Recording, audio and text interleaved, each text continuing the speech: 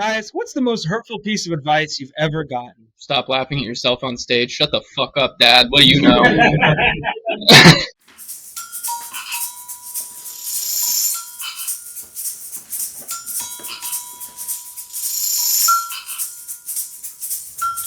Welcome to Gen Z Talking, where we take a lighthearted look at Gen Z. I'm Ryan Palmer.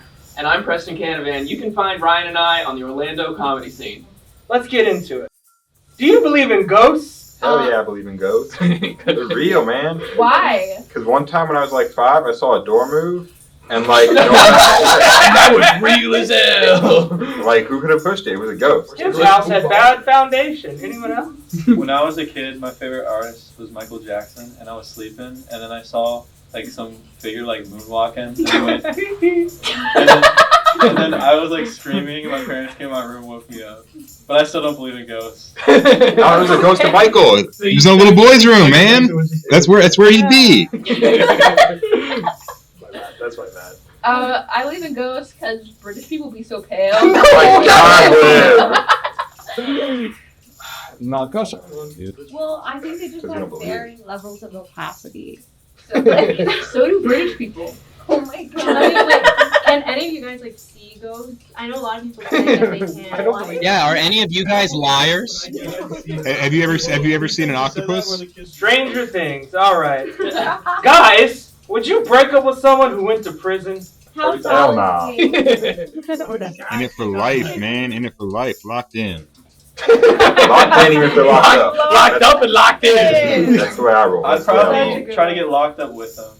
Oh, beautiful. That's free housing, you know. Free food, free housing. You consult a lawyer to find an adequate crime. I just want to be in for 9 months. What's the most embarrassing date you or someone you know has been on?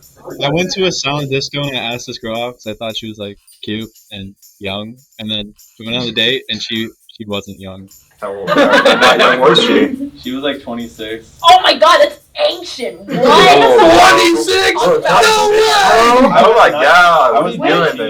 You're 26, bro. Why is she in the same club as a 19-year-old? That's what she asked me. It was not at a club. It was a silent disco thing. Again, still. Why were you there? Yeah, why were you at a I want to have fun. Like, what are you, my mom? Whoa. Maria, I got a really important question. Not that you've not. Maybe it's not embarrassing. Have you ever been on a date? I accidentally went on a date. How do you accidentally A classmate, this was in high school, like asked me to hang out, and I thought it was their buddies. But then I showed up, and there were like flowers on the table, and and like halfway through, I registered like, oh my god, we might like, what if this isn't platonic? And then I just didn't say anything, and I was like, I was like, I have to go to dance practice. He will never forget that. He will think about that always. Actually, what's his name? What's his name? No, lovely person. Lovely person who she didn't want to date at all. Yeah. Lovely. So means you lovely. would love them. Yeah. All right. No dates, Maria? One accidental. I really was like student government in high school, like 8 million different clubs. She was too busy girl bossing. I was not. Honestly, Speaking of being a boss, guys, can a relationship be healthy with no money? I'm already so mad. No, No. man, nah, dog. I think the key word in this is no money at all.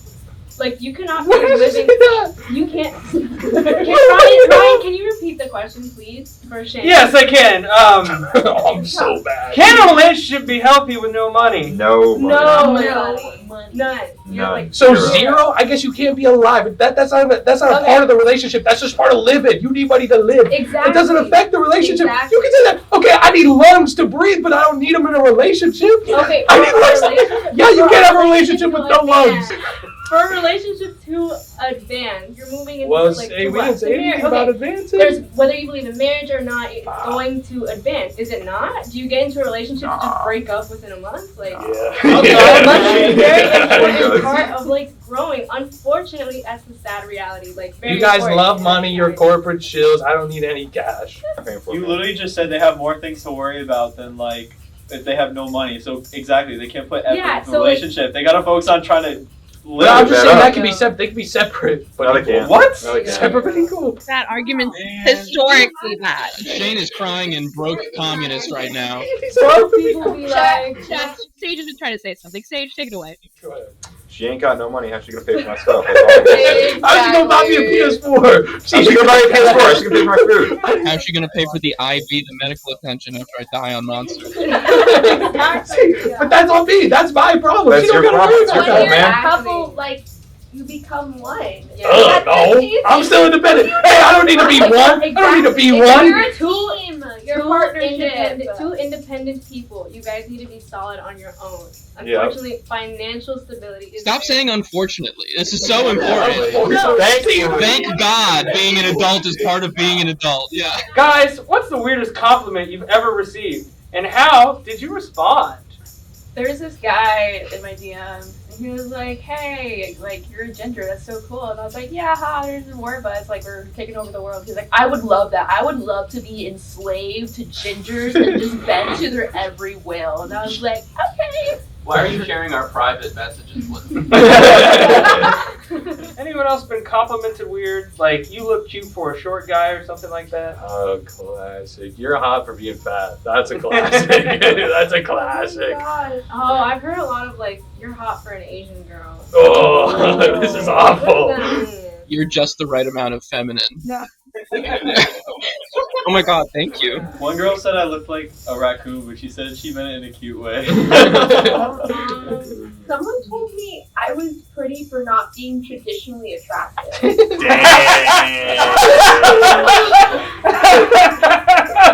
What's the dumbest excuse you've used to get out of something? My tummy hurt. But that also makes sense. You look like you eat out of trash cans. No, that's Connell. My friend got into a car accident. It wasn't that bad. She wasn't hurt. Nobody was injured in the car, but her car was messed up. It was pretty bad. And I asked her to send me the photo, and every time I like can't submit like an assignment on time, I'll like send the photo to my teacher.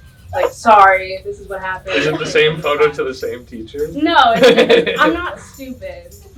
I'm not. I'm sorry. Oh, just got in a car accident again.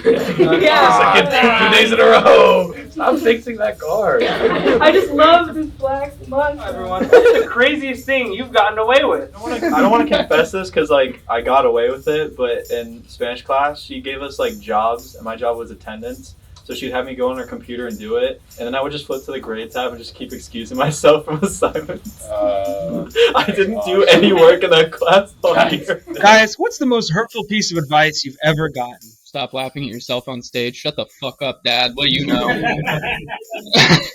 Honestly, this was actually kind of helpful. One time this person was just like, "Bro, like no one cares about your feelings. Like shut the fuck up." And I was like, "Damn." But you know what? It's real.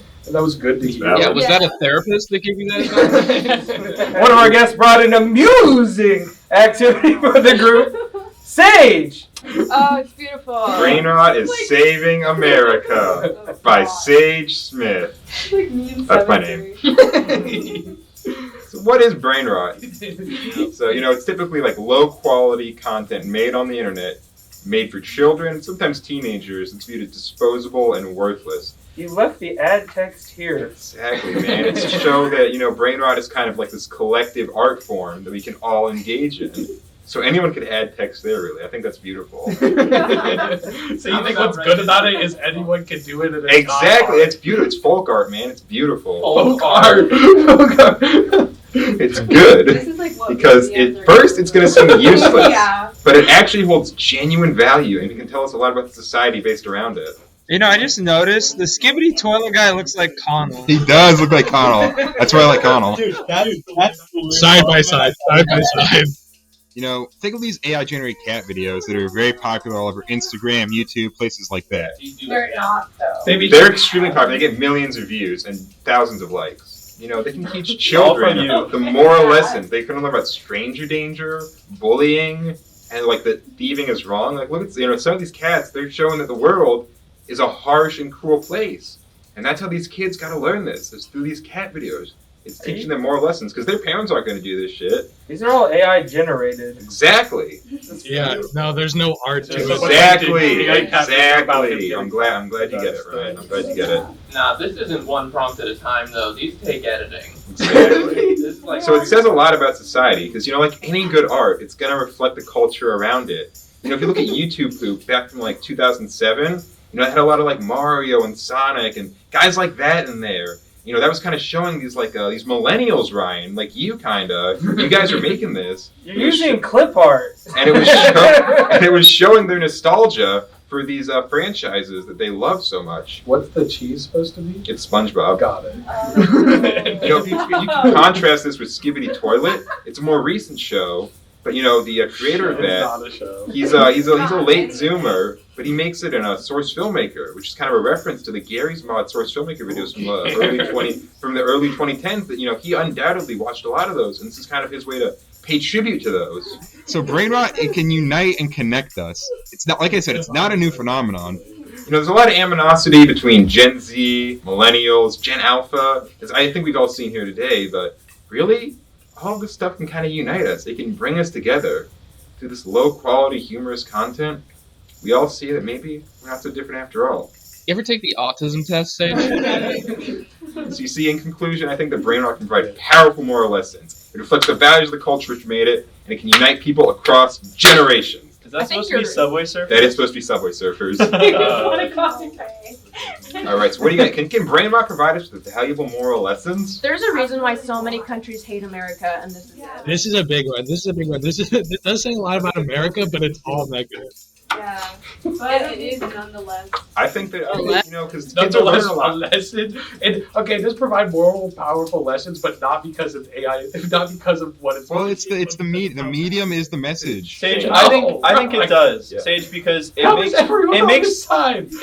I'm not. No, I'm with you, Shane. Sage, it makes really simple things, funny and humorous to people, and it shows people to laugh at the small things in life. Exactly. That's the beauty. Connell, you're full of it. It absolutely has no purpose for uniting generations. It promotes tribalism. It promotes individual algorithms. It promotes violence between people, and it's dividing us right now. And you're dividing us, Shane. I'm trying to bring us together. You're trying to divide us. And that's divisive. It's divisive. Yeah. Well, those AI-generated cat videos, dude, they're showing kids everything, man. They're showing them how life is, the cruel, harsh realities of life, and they're learning. No, it's not. Yeah, but don't you think the tortoise and the hare, like a book that was drawn by someone, would be better than that? Well, man, these are the storybooks of our age, man. This is the internet story. It doesn't have to. Someone with acid and Canva on their laptop decided to put this shit together. When AI-generated cat videos are in the Louvre, then you realize how wrong you are. Honestly, Sage, I just think their aura is low. That's why they don't like it. They don't have aura. They don't have Riz. They're not Sigma. You're just saying words. It's just, you guys have weak aura. As the kids say these days, that whole PowerPoint was sus. Thank you guys so much for watching this episode of Gen Z Talking. To appear on future episodes, please go to genztalking.com and smash that Apply Now button. For Preston Canavan and our 6 guests, I'm Ryan Palmer. Thank you for watching Gen Z Talking.